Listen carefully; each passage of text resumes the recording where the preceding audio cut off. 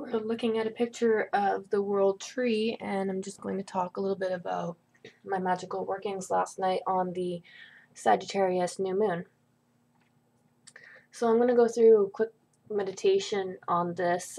You can find it in, again, Christopher Pensack's Inner Temple, but it's been around. Um, Basically, you need to go somewhere quiet and darkish. You can light some incense or candle if you like, and then you're going to draw a big golden circle around you, and you're going to be in a golden orb. Either that, or you can use a nice astral blue flame if you'd like. And there's sort of a film screen dividing your head front to back, and you're closing your eyes, and on this film screen, right through your pineal gland, you're going to see numbers count down 13 to 1 and then 12 to 1.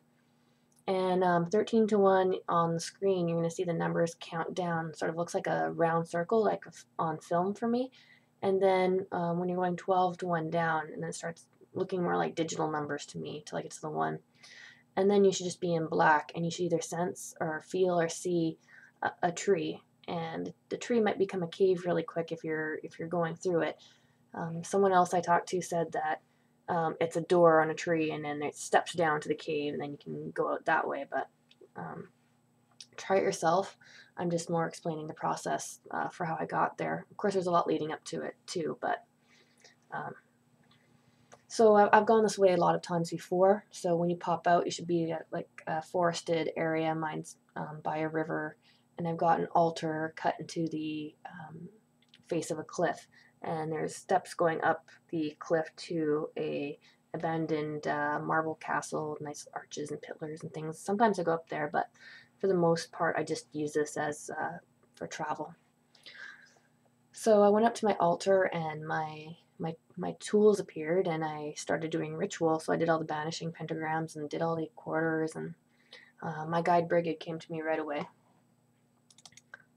This shows her triple aspects really well, but when I see her, she's always wearing a green cloak. Her aura is green gold with like a little bit of red.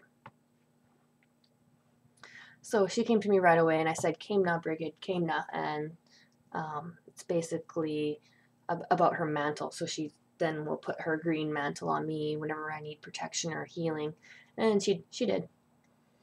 And then I performed the Rising on the Plains, which is used in ceremonial magic. It's basically going up the world tree.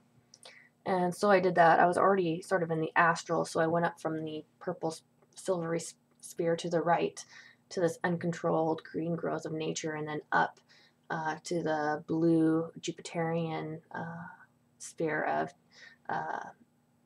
Chesed and Chakma up farther. And so she sort of looked at me and said, I need to take you to see my father then.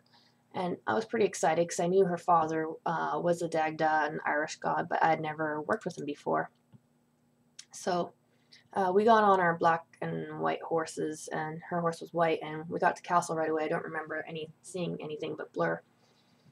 And we met him, and he was more like a formless body and a golden Jupiter profile face.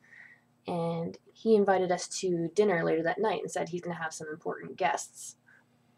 So me and Brigid, we rode out again, out through the countryside. There's just gorgeous, cliffs, green cliffs, and rolling green countryside of Ireland. It's just beautiful. I had a lot of fun in my dream doing that. And sort of late afternoon, twilight, we got to the hill where she had a makeshift smithcraft, blacksmith tools around, and a fire pit. And my guide Hecate appeared to my left.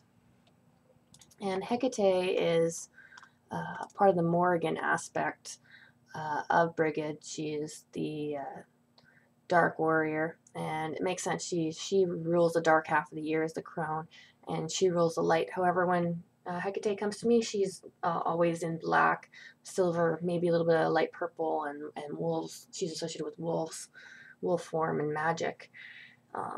And some people even show these statues of Hecate and say they're Brigid, so they are very interrelated. So we all joined hands around the fire and sort of blurred in a circle clockwise, and it was very disorientating. I guess it was for an enchantment. And here's just a quick picture of she's more boyish with a green cloak. But I realized that my clothes had changed, that I was wearing a green dress underneath, and it had like fluted sleeves, and it was sort of medieval looking. And we had some conversations there sitting by the fire in the forest, and I don't really remember everything that was said, but then I realized that it seemed like, you know, time had passed, that we had slept there and everything. So I said, oh, we need to get back to your father. He's like, for dinner. And she's like, oh yes, we need to get back to father. But I guess that amount of time hadn't really passed yet.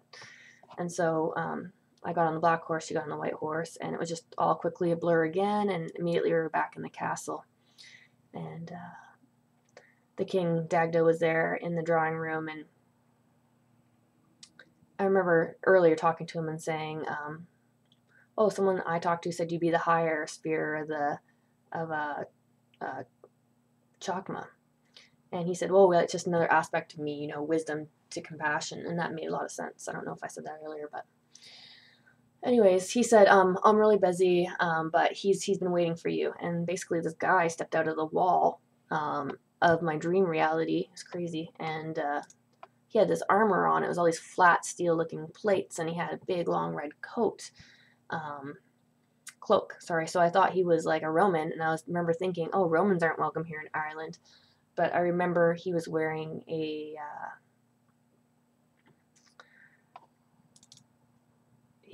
I basically realized he was wearing the armor of Ares and Mars, and so I felt this familiarity there. And little did I know that we were going to be, he didn't have the collar though. Little did I know that we were going to be riding out to battle. So I got on my black horse, and Brigid was driving her white horse beside me, and then she was in front of me, and then she sort of merged back into me. And then I realized that I was wearing this copper-plated armor that was all discs. Looked like it anyways. And when I was around sort of the blacksmith's fire with Brigid in the forest, she had made me this copper-colored sword, and it had what looked like runes or ogham on it. So I was now riding the white horse, and we got to this, beside the man in the Ares armor, we got to this sort of all black, I don't remember the countryside because it was all just dark, and it looked exactly like Lord of the Rings, where they have the armor, where they have the big battle, big black plains, and the big black mountains. And immediately I sent this, upon looking down, I sent this huge, just sort of like nuke, black, and fire, and set just burn them a whole bunch of the enemy to crisp, and set a whole bunch of stuff on fire. And I looked down, and I realized they were all reptiles, and they weren't wearing armor, but some of them were wearing brown tattered clothes. And then so I sent down like a huge electrical blue pulse and fried like a whole bunch more. And I don't know if I was just magically tired, but then we actually rode down into battle, and then leapt off my horse, and we were slashing these reptiles, and they had teeth and claws, and the guy in the Ares armor saved my ass like at least twice. And then we rode back to camp because it was in the dead of night. And I remember standing around some of the warriors, and